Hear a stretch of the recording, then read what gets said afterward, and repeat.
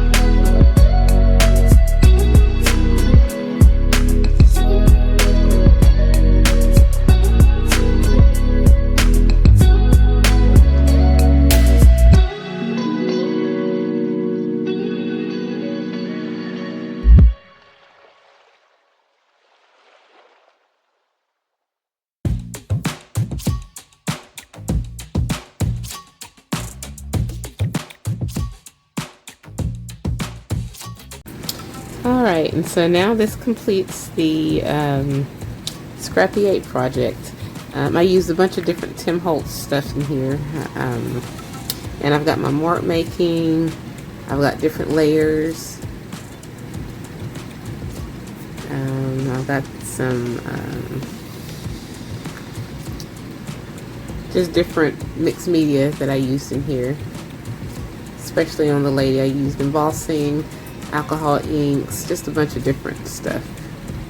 Different textures, crackle paste. And I've got multiple layers upon layers of dry embossing, wet embossing, just different stuff. Die cuts, glossy accents, different things.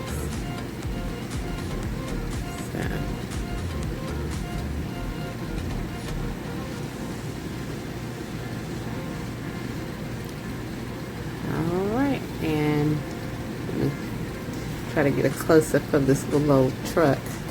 I have to turn it this way because of the way my cell phone is, my recording device. And then this is a little pocket right here. So that's pretty much it, guys. And that was Scrappy 8 challenge for the month of April.